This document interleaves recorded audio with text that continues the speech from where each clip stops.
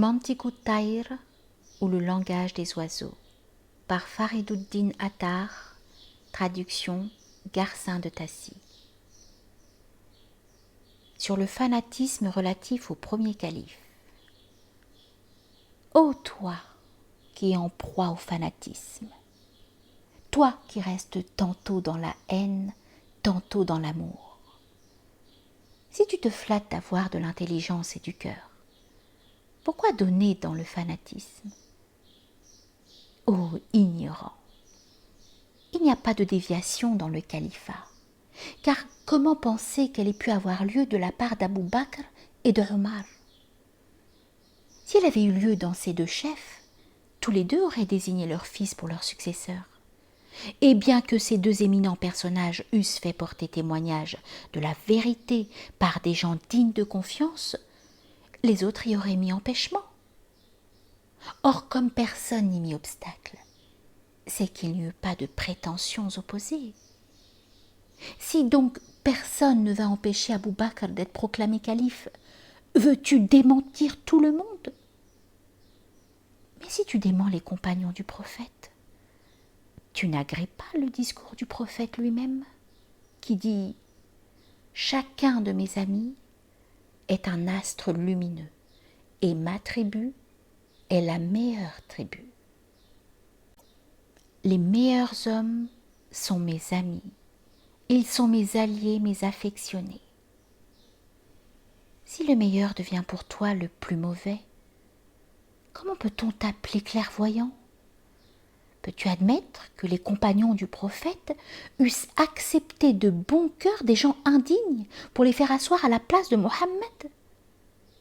Cela n'est pas admissible pour les compagnons du prophète.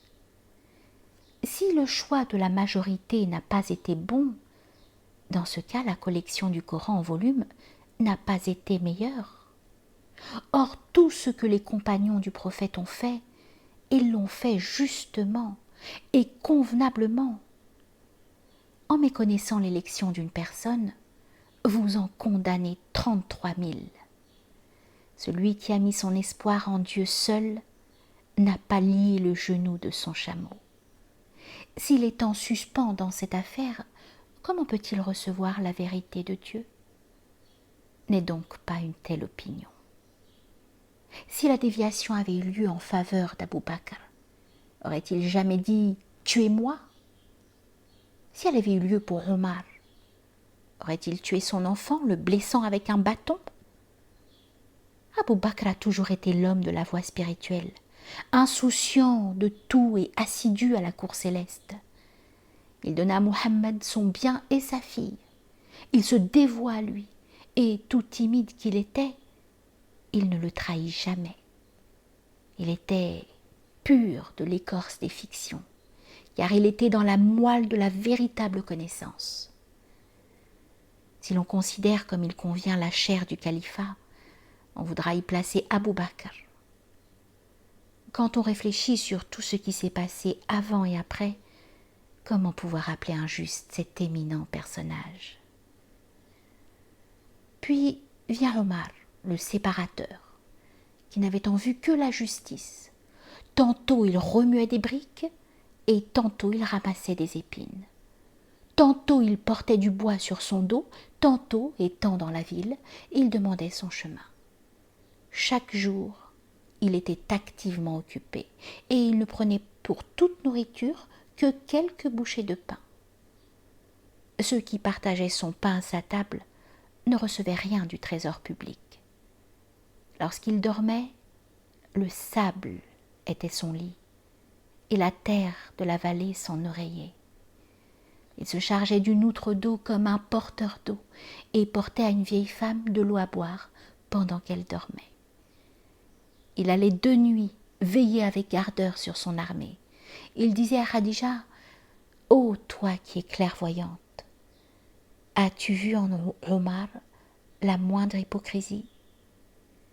C'est en vain qu'on me déguise mes défauts que je connais et qu'on m'offre des présents. »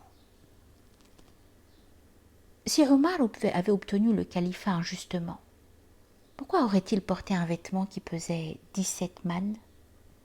Il n'avait ni robe, ni tapis, et ils recousaient ensemble 2 morceaux de cuir pour accommoder sa ceinture déchirée.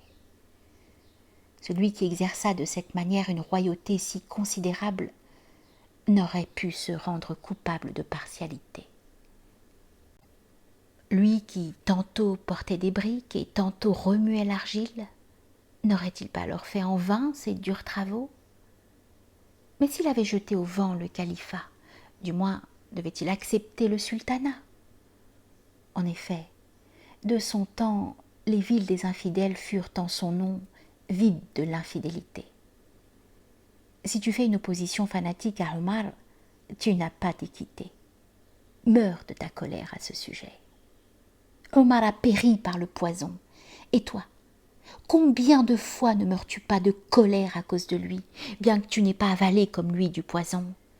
Ô ignorant qui méconnaît la justice, ne juge pas le califat d'après ta propre manière de voir.